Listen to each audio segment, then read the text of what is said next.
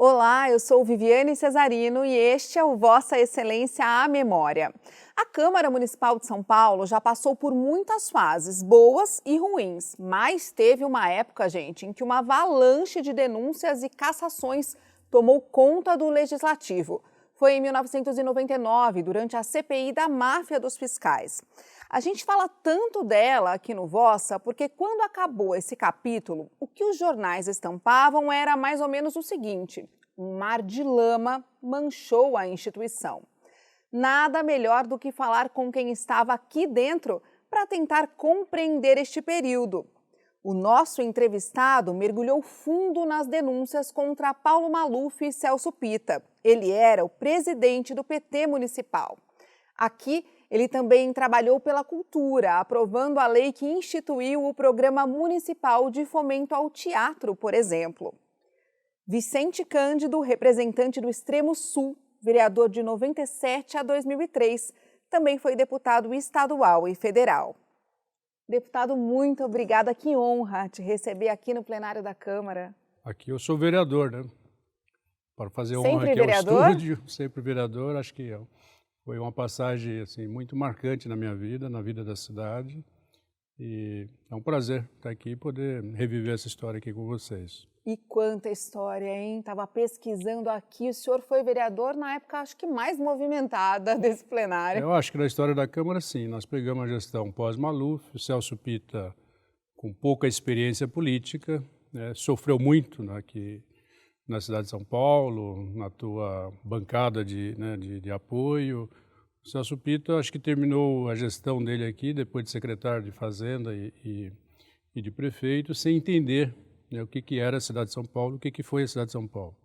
Depois, acabei cruzando com ele alguns debates de TV, ele já é ex-prefeito e eu continuava vereador.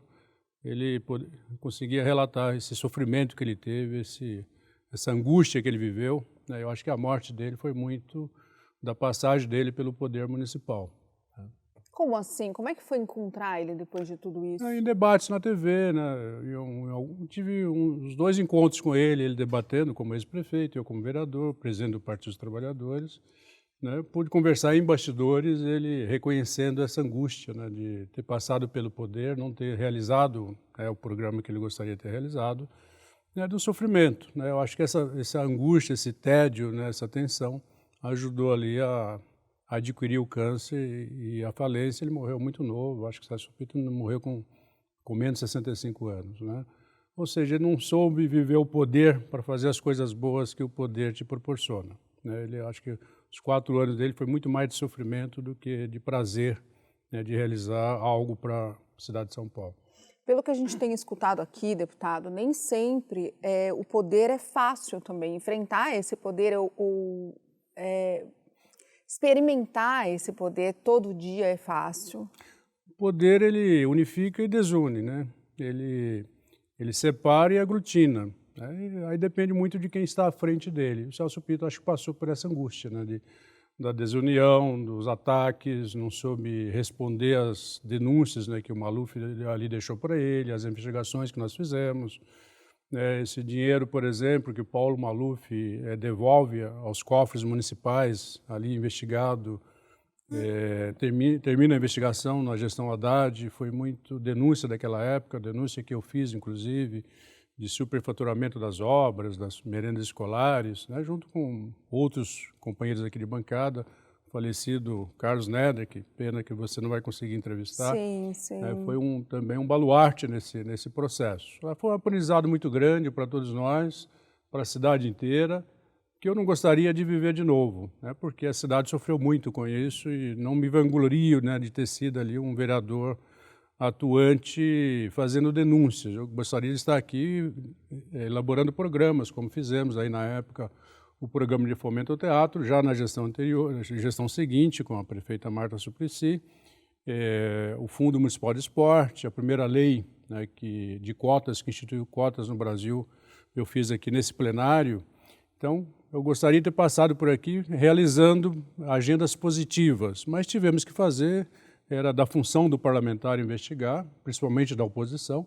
Fizemos com dignidade, mas foi uma passagem dolorosa para a cidade de São Paulo, que eu não desejaria de novo passar por isso, mesmo estando à frente dessas denúncias. Deputado, vamos falar um pouquinho, então, como é que se chegou, né, a tudo isso? Quando o senhor entrou aqui na Câmara, tinha uma bancada muito interessante, que era a bancada do Extremo Sul, né, com 5 vereadores. O senhor era um representante desse Extremo Sul e tinha muitos projetos e muitas ideias, né? Eu tenho aqui um depoimento que o senhor deu para a Folha da Tarde, em 96. O senhor falou assim, ó: eu pretendo criar uma frente parlamentar da região. Acho que esta proposta despartidariza os problemas da Zona Sul e enobrecem o vereador. O senhor chegou cheio de sonho. A gente fazia umas contas, né, e comparava a Zona Sul com a Zona Leste. Na Zona Sul a Zona Leste tinha metrô, a Zona Sul não. A Zona Leste tinha muito mais investimento, né, recebia muito mais investimento do que a Zona Sul. A Zona Sul tinha um problema dos mananciais, né, que era sempre um argumento para não ter investimento, para não induzir o adensamento. Então a gente acabava sofrendo muito por isso. E daí que saímos a luta, não fizemos essa frente, mas nós assim, organizamos, né, um conjunto de ações junto com a sociedade e os parlamentares da região, não só vereador, deputados estaduais da época, e que conseguimos ter o metrô do Capão Redondo, conseguimos ter mais investimento, programa de disposição da represa Guarapiranga, após a Eco 92 no Rio de Janeiro, ganhou relevância. Então a gente fazia esse contraponto, né? E por quê? A Zona Leste ela tinha muita atuação, né, de movimento social, de saúde, moradia, Padre Ticão, né, os grandes parlamentares que se despontaram ali na Zona Leste, Eduardo Jorge, Roberto Gouveia, tantos outros, né, da direita, da esquerda. Né? Então eu fazia muito essa comparação, olha, falta organização, falta objetividade, falta projeto, falta programa para a Zona Sul e a gente precisa fazer isso. Hoje equilibrou um pouco, né? Temos ao metrô, temos investimentos mais relevantes, mas ainda assim acaba perdendo um pouco para leste por causa do problema dos mananciais. Nós temos 2 represas na Zona Sul, né? Guarapiranga e a Billings, né? Então não é fácil transpor aí essa barreira ambiental para investimento. Outra ideia forte que o senhor tinha quando o senhor chegou era debater bastante e mudar, né? Transformar, melhorar a questão racial aqui dentro, né? E o senhor dizia, aproveitando que pela primeira vez São Paulo tinha um prefeito negro, que era o Celso Pitta, o senhor queria batalhar essa questão, né? Colocar em discussão o preconceito e a questão racial na cidade. E o senhor fez um projeto que obrigava a prefeitura a utilizar 25% de atores e modelos negros nos anúncios. O que aconteceu com esse projeto? Eu aprovei, Celso Pitta vetou, para minha surpresa, porque era o primeiro prefeito negro, não esperava isso dele, vetou com um vício constitucional, com a falha constitucional, que ele cortou palavras dentro do texto, aliás, ele cortou exatamente o percentual, 25%. Fui até o Supremo, ganhamos no Supremo, implantou a lei. Para a minha surpresa, o primeiro ator negro que ele coloca na televisão foi um lixeiro, coleta de lixo e tal, e colocava ali um ator negro. Aí veio eu novamente brigar com o Celso Pitta, porque tinha que ser o lixeiro, né? Não poderia ser qualquer outra função, com todo respeito aos lixeiros, mas ali a gente sentia também já um pouco mais de preconceito, né, em cima do negro. Né? Justamente aquela função, tinha tantas outras na cidade, escolheu ali. Foi mais uma briga ali com o Celso Pitta nessa ocasião. A minha origem, né, de periferia, de família de mineiros, de negro que eu sou, e fui criado praticamente com o pessoal do hip hop, dos Nacionais, na Zona Sul. Foi exatamente na gestão da Luísa, quando fui subprefeito, que nasce o hip hop, repensando nas escolas, na escola Abreu Sodré, no Jardim Maria Virgínia e no Campo Limpo. Nasce os Nacionais, né, viram a expressão cultural para o Brasil. E uma das grandes atividades muito marcantes que eu organizei aqui na Câmara, que do lado de fora, aqui no saguão da Câmara, foi um evento com hip hop, cantando aqui no saguão. Deu a maior confusão, porque os moradores não entenderam, aí chama a polícia militar veio para interditar o show, mas o show era promovido pela Câmara e não conseguiu interditar o show. Né? Foi, acho que, ali um divertimento, né, para valorizar a cultura, valorizar os negros, a juventude e trazer os artistas para dentro aqui da Câmara Municipal, que culmina depois, né, com a aprovação do Fundo Municipal de Fomento ao Teatro, uma lei referência pelo Brasil, e foi interessante. Eu apresentei o projeto de lei, trouxemos os artistas aqui no plenário no plenário da Câmara para apresentar o projeto, para protocolar o projeto. Deixei tramitar. A primeira ação na Comissão de Justiça, uma derrota de 9-0 na Comissão de Justiça, negando o segmento do projeto. Articulamos artistas, fomos para a Comissão de novo de Justiça e revertemos, ganhamos lá de 9-0 na Comissão de Justiça e depois, passando por todas as outras comissões, fizemos aqui a aprovação em 2001 desse fundo municipal, que é a referência até hoje para a cidade e para o Brasil. Várias cidades copiaram aqui o Fundo Municipal de Fomento ao Teatro. E a questão das cotas, o senhor estava dizendo que foi a primeira lei de cotas, né, do Brasil. Primeira lei, quem investigou isso nem fui eu, foi a Matilde Ribeiro, que foi a primeira ministra de Igualdade Racial do governo Lula. Tive esse prazer de ser o autor da primeira lei de cotas. Uma lei muito singela na época, mas para a cultura da época foi importante. E depois a Câmara vem aprovar aqui a lei de cotas do vereador Reis, que você deve ter já deparado com ela, que também é importante. Eu já percebi que hoje nós temos procuradores municipais negros, médicos negros, graças à lei do vereador Reis e também da política de cotas adotada nacionalmente. Hoje, vários estados adotam nas universidades estaduais e federais.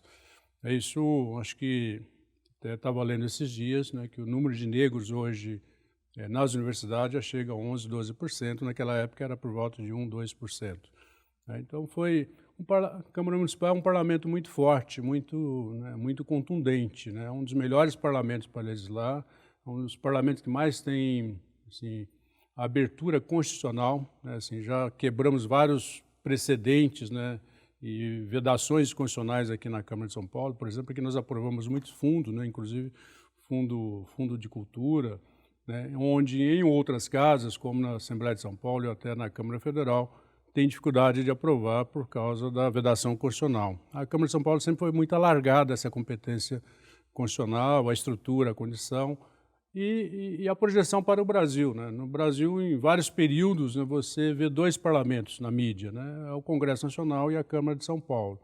Então, quem sabe aqui usar o mandato acaba aqui por adquirir muita experiência e muitas vezes já pula direto para deputado federal. Na legislatura que eu me elegi, nós elegemos 8 deputados federais, aliás, 8 deputados, 3 estaduais e 5 federais, naquela legislatura de 2013, na primeira eleição do Lula, todos aqui da Câmara de São Paulo, né?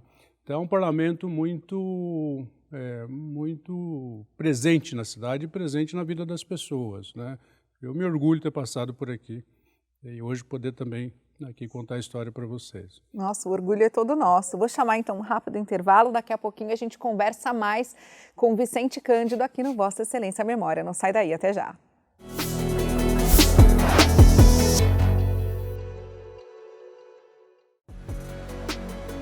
Para assistir a outras edições do programa Vossa Excelência a Memória, aponte seu celular para o QR Code que está aparecendo na tela e acesse nossa playlist do YouTube. Rede Câmara São Paulo, sua conexão com a política da cidade.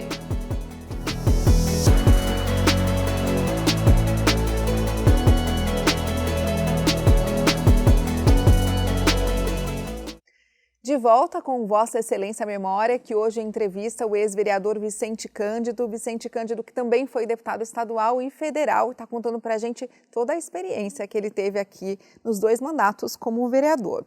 Vou estacionar a nossa conversa em 1997, quando o senhor, na oposição do prefeito Celso Pitta, começa a receber já uma série de denúncias chegando aqui, principalmente de desvios de verba da educação, de finalidade, e o senhor tem a ideia de criar uma CPI da educação. O objetivo era o impeachment do Pitta, estava muito claro.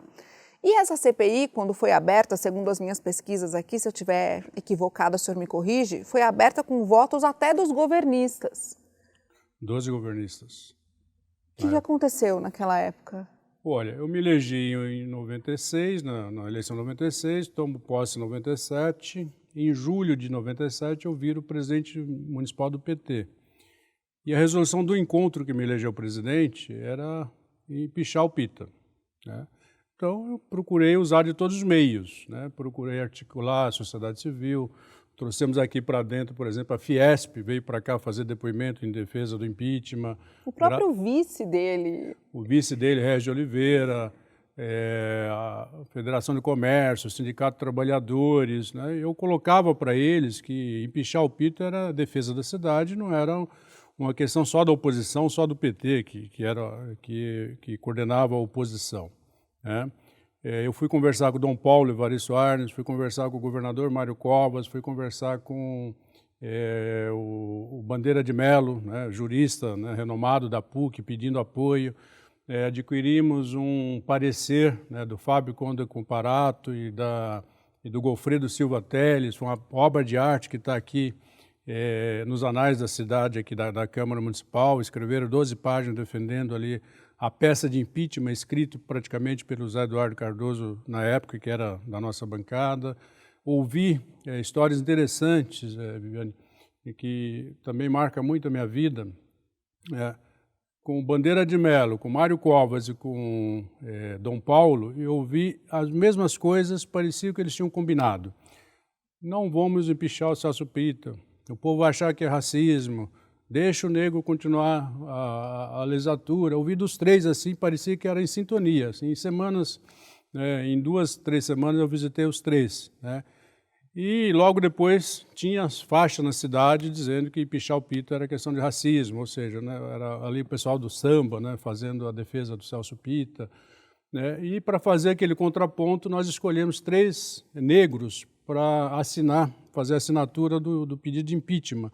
Edio Silva, que foi depois secretário de Justiça do governador Alckmin, acho, uma ex-deputada negra, a primeira deputada negra, que eu não me lembro o nome agora, né, que era da UAB, na Assembleia Legislativa, tinha sido deputada na década de 70, e mais uma outra negra, né, para fazer o contraponto, né, de que o que nós estávamos fazendo ali não tinha nada a ver com racismo, e sim era a questão política da cidade de São Paulo, né? E sim, fizemos muitas mobilizações, gravações com os artistas, com Antônio Fagundes. Eu lembro de ter ido gravar com ele depoimento, colocamos no horário partidário de televisão. O presidente Lula, na época, né, também fez gravação para a gente. Ou seja, a minha função, eu estava ali procurando cumprir, né, a resolução do Congresso Municipal do PT, que decidiu que a gente tinha que empichar o Pita. Conseguimos afastá-lo na justiça por 19 dias somente, né? Depois o Pita retorna ao poder e traz o Arnaldo Faria de Sá para ser o secretário de governo, onde nunca mais teve um problema da Câmara Municipal com o Celso Pita. O Arnaldo soube administrar muito bem, dava toda a atenção aos vereadores, à base governista, ou seja, foi uma certa tranquilidade para o Celso Pita a vinda do Arnaldo Faria de Sá. E um dos instrumentos que eu pude usar na época, consegui usar, foi a abertura da CPI da educação. Nós conseguimos 12 governistas apoiando. O Pita não cumpriu, né, o patamar mínimo constitucional, que é os 25%, e ali tinha uma embocadura jurídica para fazer o processo de impeachment. A CPI durou talvez nem 30 dias, ele conseguiu recompor a base dele e não consegui nem fazer o relatório na época da CPI, né? Mas foi ali uma luta dura e também, mais uma vez, muito marcante aqui na história da cidade de São Paulo. Foi quase que um treinamento para a CPI que vinha pela frente, que foi a CPI da máfia dos fiscais. Sim, essas nós conseguimos. Nós tivemos também a CPI dos precatórios, trouxemos aqui, inclusive, o Roberto Requião, que foi o relator da CPI lá no Senado. Eu tive lá acompanhando, inclusive, pela Câmara Municipal na época, o depoimento do Celso Pita. A CPI da máfia dos fiscais, que envolvia vereadores, essa sim conseguiu o intento. O Zé Eduardo Cardoso era o autor do requerimento, foi o relator da CPI, Brasil Vitor, presidente da CPI. Conseguimos, né, assim, fazer aqui uma depuração na Câmara Municipal na época, mas essa não atingiu o Celso Pita. Essa foi muito mais para dentro do Legislativo do que propriamente para o Executivo. Várias denúncias, né, de vereadores, denúncias de corrupção junto com nas subprefeitos, né? Ou seja, era ali uma mistura de Legislativo com Executivo muito grande. Realmente essa CPI, né, muito juntos com o Ministério Público na época, o Ministério Público muito atuante aqui na cidade de São Paulo, a gente conseguiu avançar bastante. Eu tive uma relação muito forte com, né, Ministério Público, Maslum, Salles, entre outros, onde eu não consegui CPI, mas consegui protocolar as denúncias de desvio de verba das grandes obras de Paulo Maluf, que depois veio a ser devolvido aqui já no governo Haddad, alguns milhões de reais ali de desvio das obras, do túnel Ayrton Senna, da Água Espraiada, do túnel Ibirapuera, onde aparece, né, um personagem que sabia, né, dos truques ali vamos dizer, do pagamento das obras, e trouxe para nós aqui essa denúncia, onde também deu um movimento muito grande, não teve CPI, mas protocolamos as denúncias, o Ministério Público tocou as ações e depois a cidade conseguiu reaver alguns milhões de reais por causa dessas denúncias. Públicos. Isso ajudou o César Tralli e Rede Globo a ganhar, inclusive, o prêmio Shell de reportagem, das melhores reportagens do Brasil, em cima dessas denúncias aí de Paulo Maluf e também Celso Pitta.